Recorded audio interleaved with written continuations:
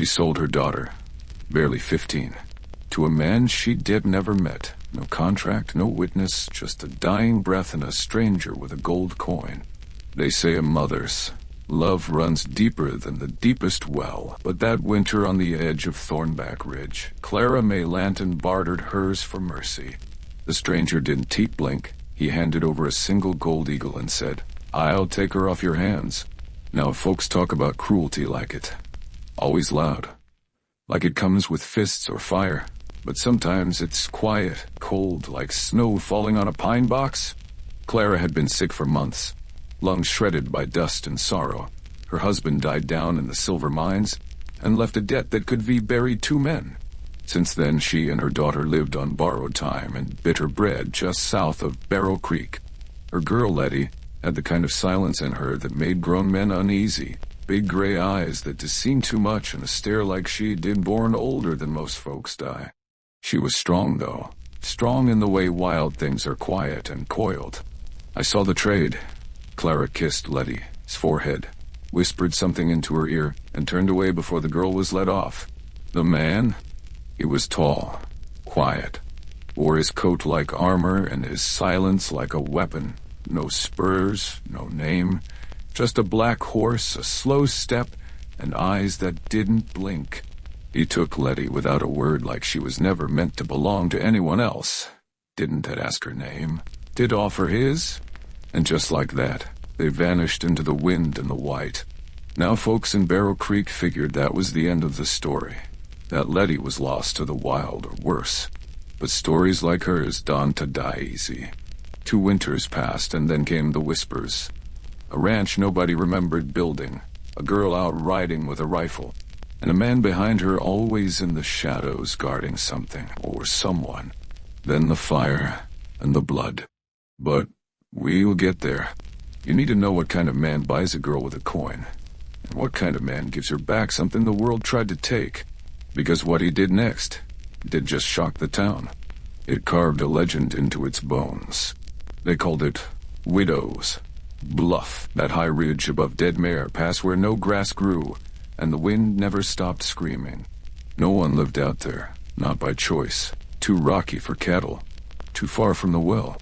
Only thing that ever stood on that land was old O'Hara's barn, and that burned down before the war ended. So when folks started seeing smoke curling from a chimney up there, it stirred more than just gossip. A boy named Eli Green swore he saw a girl riding the fence line with a hawk perched on her shoulder. Said she was barefoot. Said her hair looked like wildfire in the sun. Most folks just laughed it off, chalked it up to too much moonshine and a bad conscience. But not everyone laughed. Old men at the saloon leaned in quieter. Sheriff Kellen started riding further east on patrol. And the preacher? He started praying harder. See, what no one could explain was how a ranch sprouted overnight on land that was nothing but thorns and shale. How fences were built, timber hauled, and a windmill raised without a single wagon seen. And, most of all, who was behind it? Then came the delivery boys, 3 of them sent up from Bridger Station with a crate of flour and salted pork. Only one came back. He said the girl opened the gate. Didn't he smile? Didn't speak. Just handed him a silver dollar and a list for next time. Said the man never showed his face, only his shadow on the cabin wall, moving like smoke behind the curtains. By then, the legend had started to grow legs. Some said the rancher was a bounty hunter, turned mad. Others said he was a war ghost, cursed to roam until he paid some unholy debt. And a few said he wasn't a man at all. But I knew better. I'd seen him the day he took Letty, and I'd seen that look in his eyes. It wasn't madness, wasn't evil. It was something worse, a man with nothing left to lose, except for the one thing this world had already tried to take from him. Now a town like Barrow Creek can only hold its breath for so long, and when the mayor's son disappeared on his way to Drywell Crossing, folks stopped whispering. They started marching torches, guns, blood in their teeth, and fear in their prayers. But before they even reached the edge of Widow's Bluff, they were stopped by her Letty Lanton, now nearly 17, stood at the mouth of the pass, rifle across her back, mud on her boots, and a hawk circling overhead. She didn't say a word, didn't threaten, just looked at them like she was older than every one of them combined. And one by one, they turned around.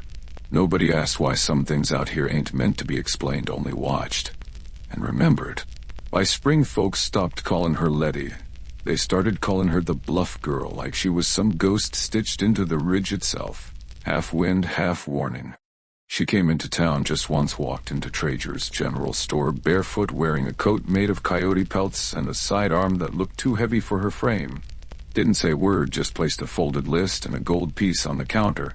Then waited. Traeger didn't ask questions, he just filled the order. Candles, coffee, gun, oil, oats, and books. Not Bibles, books, literature, poetry, one medical journal with a cracked spine. When he tried to thank her, she raised her eyes just once. Something in the air went still, and then she turned and walked back out like she'd never been there at all. After that, the story spread like a grass fire. One man swore she cured his fevered boy with just a poultice. Another claimed she shot a cougar clean through the eye at 70 yards, without even raising her voice. But the wildest tale came from a drifter named Saul Pike. Said he wandered too close to Widow's Bluff after dark looking for shelter. He saw the cabin all lit up like Christmas. He knocked, no one answered. But when he turned to leave, there stood the rancher just standing there, silent as snowfall, with a hammer in one hand and a blood-stained apron in the other. Saul said the man didn't speak, didn't blink, just watched him, long enough for Saul to feel his bones forget how to move. Then the rancher stepped aside, let him pass, didn't say a word. By morning, Saul ran halfway to the border and never came back. Said there were things in that cabin that didn't belong to this world. Said the girl wasn't trapped. She was the one doing the keeping. Now any other town might have ignored these tales, brushed them off as whiskey dreams. But Barrow Creek wasn't just any town. It had old bones and older sins. And when Sheriff Kellen finally got wind of what the rancher had built up there, he rode out with 5 deputies and a pine box. They didn't come back, not the next day, not ever on. The only thing that returned was Kellen's horse, foaming at the mouth and riderless and nailed to its saddle horn. Was the sheriff's badge bent clean down the middle. After that, the town stopped talking. They just watched the bluff and the girl who stood at its edge every dusk. She stared down at the valley like she was waiting for something worse than death.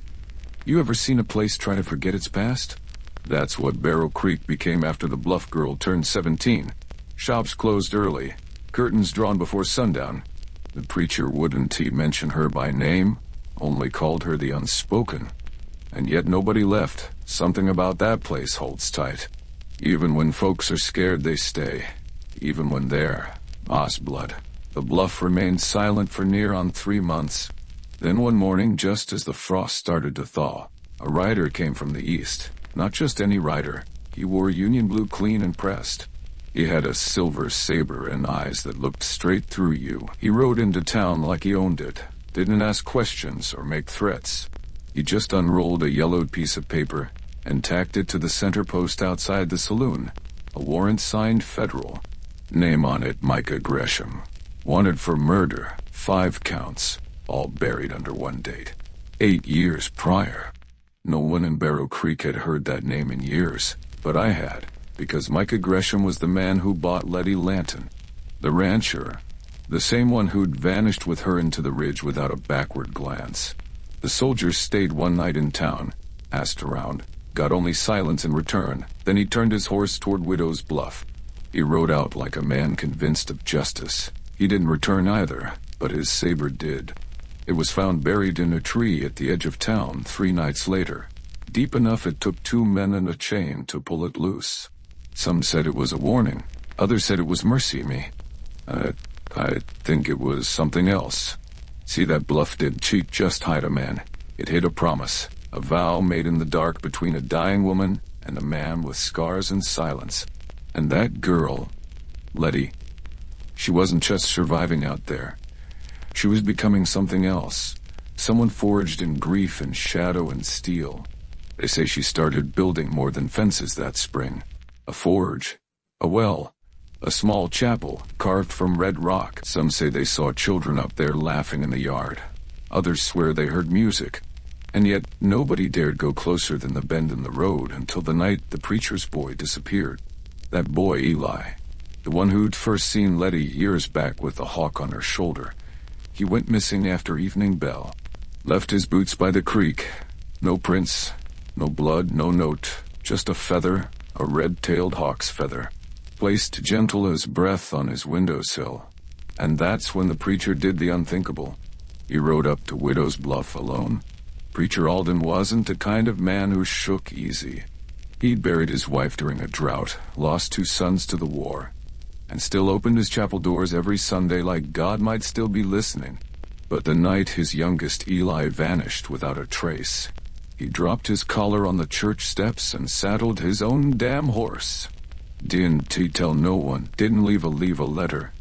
Just rode out in the dark with a shotgun across his lap, and that old black Bible tied to the saddle horn. Folks watched from behind curtains as he disappeared into the pines up toward that cursed ridge where no prayers ever seemed to echo. And for 2 days, nothing. No rider, no smoke, no sound. Until just before dawn on the 3rd day the town bell rang. No one touched it, it rang by itself. 12 times, and when Sheriff Farlow, Kellen's replacement, stepped outside, he found a box on the chapel steps. A wooden crate sealed with pitch inside. Was Eli alive, thin, quiet, but breathing, wrapped in a blanket with coyote fur at the edges, and a tin cup still warm with broth. Pinned to his chest was a single scrap of cloth that read, "He was cold, you were late." That was all, no sign of the preacher, just his Bible. Open on the altar. Pages torn out, some burnt, some rewritten in ink. Not his own now. Here is the part no one wants to talk about because the boy... he came back different. He stopped talking. Stopped eating anything but broth and black bread, and every dusk, just before the sun slipped behind Widow's Bluff, he'd go stand at the edge of town and whisper. Like he was speaking to something no one else could see. Some folks begged the sheriff to ride out there again. Said the girl must be dealt with. Said she was a witch. A demon or worse. But Sheriff Farlow remembered what happened to the last man who tried. And so the town did what it had done best. For years now it pretended. Pretended the bluff wasn't watching. Pretended the girl hadn't built herself a kingdom out of silence and bones. Pretended that the preacher hadn't made some bargain and paid with more than his voice. But I couldn't pretend, not when I saw the boys' drawings, head sketch in charcoal by candlelight. Fast, frantic cabins with no doors, a girl with a hawk's eyes and hands wrapped in iron, a man with no face. Just fire where it ought to be, and always, that ridge high watching, waiting like something still wasn't finished. The next time anyone saw the girl, Letty, was during the flood spring rains hit hard that year, harder than any season folks could remember. Barrow Creek overflowed in less than a day. Bridges snapped like twigs, and the lower valley turned to mire. The schoolhouse filled up to the windows, one child trapped inside. Emma Langford, barely 6 years old. Her father tried to reach her, but the current took his mule clean off the path before he even hit the crossing people. Stood there on the bank, helpless, too scared of the current, too soft from peace, until she came down, not from the trail, not from the pass, from the water itself. Riding a pale dun horse slick with river mud, no saddle, no boots. Just that same long coat of coyote hide plastered to her skin like a second soul. She didn't speak, didn't ask, just tied a length of rope to her waist and waded in. By the time the water reached her shoulders, most thought she'd vanish, but she pushed on. Step by step, eyes locked on the schoolhouse, like nothing else existed. The current thrashed, the rain slammed like fists on steel, and still she kept walking. They say she reached the door just as it buckled inward, snatched the girl from the rising dark, wrapped her in her coat, and turned back without so much as a cry for help. No one moved to aid her. They just watched, like they were seeing a myth drag a child out of death. She collapsed on the bank, coughing blood, and River didn't wait for thanks, didn't meet a single gaze. Just placed the child in her mother's arms and walked back into the rain. Limping, soaked to the bone, but upright. They say her hawk flew overhead, the whole time circling tighter and tighter like a warning. After that there was no more talk of witchcraft, no whispers of demons, just reverence, fear's older brother, and still she never returned to town again. The sheriff sent word trying to bring her in for questioning. The mayor offered a medal. The preacher offered prayer. None got an answer, but something did change. that summer lights were seen flickering on the bluff late into the night. Torches, dozens of them, and the sound of hammers, of timber being split. And once, just once, the cry of a newborn echoing. Folks started asking questions again. Was someone else up there? Had she taken a husband? Had she built something bigger? Or had she become something else entirely? But no one dared climb the ridge to find out, because by now the town knew. Whatever she was building on that bluff wasn't meant for them. By the fall of that same year, something strange began to settle. Not fear, not like before. Something older, heavier, like the land itself was holding its breath. Animals stopped grazing near the east ridge. Birds flew wide around the bluff. Children spoke softer as if louder voices might wake something. And then the dreams began. Dozens of townsfolk, young, old, sober, drunk, started waking in cold sweats, all remembering the same thing. A girl with eyes like ash, and a voice like gravel standing at the foot of their bed, whispering something no one could quite recall. Some said it was her. Some said it was her mother. One man, old Ben Holloway, claimed he saw the rancher too. Said he stood at the edge of his wheat field, coat blowing in a wind no one else felt. Didn't move, didn't blink, just stared until Ben wept from the silence of it. Ben sold his land the next day and rode out before dawn. Now here's where things start to shift, because not everyone was scared. Some were drawn. Young men mostly, boys with no name, no coin, no father. They started leaving town one by one, heading east, taking nothing but the clothes on their backs and a look in their eyes that said they knew something the rest of us didn't. None of them came back. The town wrote it off. Runaways, gamblers, fools. But I knew better. They were running away. They were being called, drawn to something or someone. And then came the firelight. It started as a glow on the horizon, soft, steady, but each night it grew brighter. One evening it painted the sky, crimson from the ridge to the chapel steeple. Folks stood outside and watched like it was a sermon written in flame. No smoke, no scent of burning, just light, and in the center of it a figure. She stood tall now, Letty, no longer a girl, hair braided down her back like a crown of black rope. In one hand, a lantern in the other, a rifle carved with names. Names we couldn't read, not from that distance, but names just the same. And then, she raised it, not in threat, not in warning, like she was saluting something none of us could see. And in that moment, I swear to you, the wind stopped. Every tree, every blade of grass, still as death. Then the light vanished, like someone had snapped the flame between two fingers. And the town, for the first time in years, slept without dreams. After that night, no one dared deny it. She wasn't just the girl who'd been sold off. Like cattle on her mother's deathbed, she was something else now. She'd become the keeper of that ridge, a figure carved into the land like a scar. You don't dare touch not a ghost, not a saint, but something in between. Still, there was one man who refused to believe in myth. Uriah Dobbins, rail baron, land baron, whatever title bought him power, had been circling Barrow Creek for months, buying up old claims, tearing down history one deed at a time. And Widow's Bluff was next. See, the bluff wasn't just story and stone. It sat dead center over an untapped iron vein, worth more than half the county's land combined if you knew how to dig deep enough, and Uriah Dobbins always knew. He sent men up first, surveyors, 2 of them. They never came back. The third returned without a tongue and with both eyes milk white. He scratched the word stay into the side of a whiskey barrel before disappearing into the hills for good. Dobbins didn't flinch. He brought a crew next, 10 men with pix maps and 2 rifles each. But the night they arrived at the ridge, the wind changed. Thunder rolled in with no storm behind it, and somewhere in the dark, a hawk screamed so loud, it cracked the stillness. Only one of those men returned. He told a story that no one wanted to hear. Said the ridge opened. Said the earth split like a wound, and from it he saw figures. Not just Letty, but others. Dozens, maybe more. Eyes glowing red, voices chanting words that made no sense. He said Letty stepped forward, placed her hand on the earth, and the fire came. Not from torches from below, He said it lit their faces, and he saw every one of those lost boys who'd left Barrow Creek smiling, not like prisoners, like believers, like brothers. Dobbins laughed in his face, called him broken weak, and then rode up himself the next morning with a federal warrant in one hand and dynamite in the other. What came back wasn't him, not really. They found his horse at dawn, standing in the town square reins, not a scratch on it.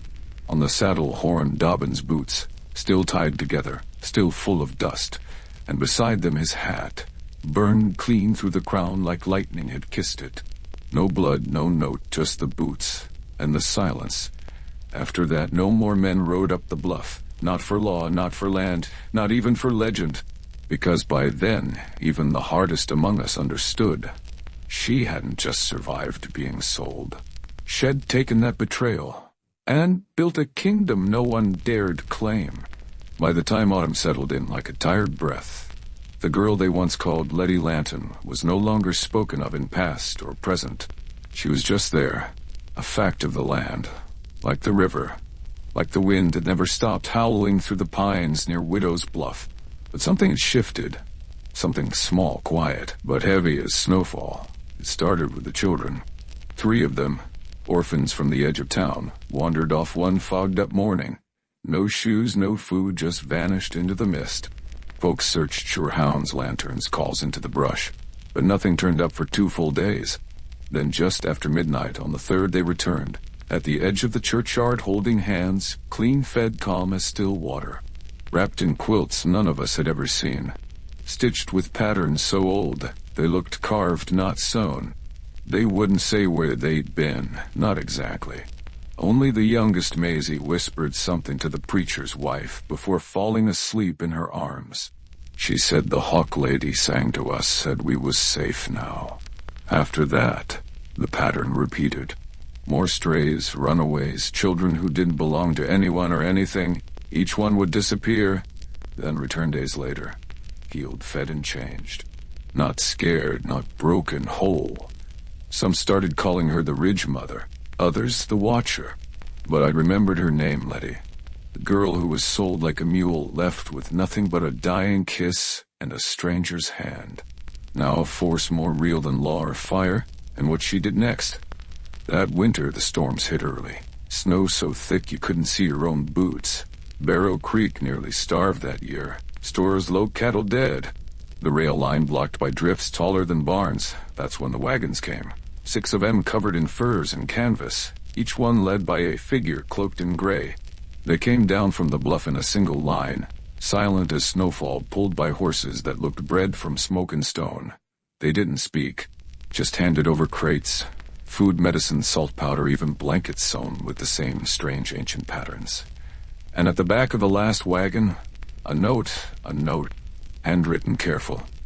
It read, "We don't forget what was taken, but we don't abandon what remains. No signature, no mark, but we knew everyone knew." She had saved us, and not one person dared ask the price, because deep down we understood she wasn't giving anything, she was returning what had once been hers. That winter stayed longer than it had any right to. Snow clung to the rooftops like gilt cattle froze where they stood, and Barrow Creek, all of it, felt like a ghost town, but not a soul starved, not a single child froze, because every time the wind turned cruel the wagons came down again. No trail, no tracks, just a line of silent shapes. Descending from Widow's Bluff like the ridge itself had opened its hand, and every time the same note. Different words. You forgot her, she didn't forget you. A child sold is still a child worth saving. Debt paid interest ongoing. Some folks were unsettled by it, others felt grateful. But all of them understood one thing by now. Barrow Creek didn't belong to the mayor, the sheriff, or the preacher anymore. It belonged to her, and still she never stepped foot in the center of town again. Until the day her mother's grave washed up happened during the thaw ground. Softened creek swelled, and part of the old cemetery slid off into the ravine. Clara May Lanton's headstone, weather-worn and broken, came floating down like a piece of unfinished business. It stopped at the edge of the chapel steps, settled upright in the mud like it had been placed there. Some said it was coincidence. Others said it was a sign, but just before nightfall a rider came down from the ridge. Alone, no escort, no wagons or Letty. She was older now. 20, maybe tall or fierce. She wore black leather stitched with wolf fur and had a scar down her neck. In one hand she held a lantern in the other. Her mother's Bible. She didn't speak when she walked into the chapel, just stood before the altar, knelt, and placed the book there, like it was the only thing keeping her from falling apart. Then she turned to the preacher, now gray, now thin, now hollowed out like the town itself, and she said 4 words. She died forgiving you, no accusation, no threat, just truth. Then she walked out, and this time folks didn't watch from windows, they followed. Not with torches, not with fear, but with quiet, with something close to reverence. They followed her all the way to the edge of Widow's Bluff, and when she turned around, that hawk still perched on her shoulder, she said, "Just one more thing, you don't owe me, but don't forget me again." Then she vanished into the trees. The bluff swallowed her like it always had, and no one saw her again after that. But Barrow Creek changed. The church filled again, the saloon quieted, men stopped raising their hands in anger, and every spring when the snow finally melted and the wildflowers bloomed high up on the ridge, a hawk could be seen circling, and sometimes, just sometimes, a figure watching from the trees. Silent still, a girl once sold for a gold coin, who built a kingdom the world couldn't take back. Years passed, Barrow Creek changed, but only on the surface. Fresh paint on storefronts, new children playing in the dust where the gallows used to stand, but beneath it, folks still held their breath when the wind came from the east, because they remembered her, the girl in the coyote coat, the one who stepped between a child and the river, between a preacher and his punishment, between a town and its own damnation. Letty Lanton, only her name was never spoken aloud anymore. Not from fear, but from respect, like some stories belonged to the land, and not the tongue. Some folks claimed they still saw her, in dreams and storms, in the flash of eyes, watching from high up the bluff. Others said she'd gone deeper into the hills, built a village of her own for the broken, the bought, and the forgotten. There were stories of a school run by silence and kindness, of men who once rode with rifles, now tending goats and reading poetry, of children who never cried, not because they weren't sad, but because sadness was no longer a stranger. But no proof, no tracks, no maps, just whispers carried on the wind. Then came the boy, barely 10, alone, dust on his skin, scars on his wrists, and a letter clutched so tight his knuckles bled. He stumbled into town half dead. When the doctor peeled the paper from his palm, it read, "Only let him pass as ours now." No name, no signature, but the sheriff didn't ask questions, just gave him a horse and pointed east. The boy rode alone toward the bluff, and vanished into the trees, didn't even look back, and that more than anything told us she was still out there, still watching, still saving the ones the world tried to sell, or silence, still keeping her mother's promise. Make sure she finds a place, a name, a future. Now I sit here older than most, bones aching from winters I don't recall surviving, and I wonder, was she real? That girl who stared down a town and turned it into something worth living in? That child traded like cattle who rose up like a queen? I remember her eyes, gray, calm, stormy as the edge of the world. I remember the way she walked, like the ground didn't own her, like she'd made peace with every ghost long before it tried to haunt her. I remember the rifle, the coat, the bird, the silence, and I remember the night I first saw her ride away. 15, barefoot, bound to a man no one understood, but what I remember most is how she returned stronger than anything I've seen born in this place. She didn't burn the town, she saved it, and in doing so, she showed us what strength really looked like. Not revenge, not wrath, but mercy wrapped in steel. She was sold on her mother's deathbed, but she didn't stay bought. She made herself into something more, a legend whispered from porch to porch, a shadow at the edge of the firelight, a guardian we never earned, but still had. And when my time comes, when this old heart quits, I hope I see her again. Not as a myth, not as a warning, but as the girl who reminded us what it meant to protect something, even if the world never protected you.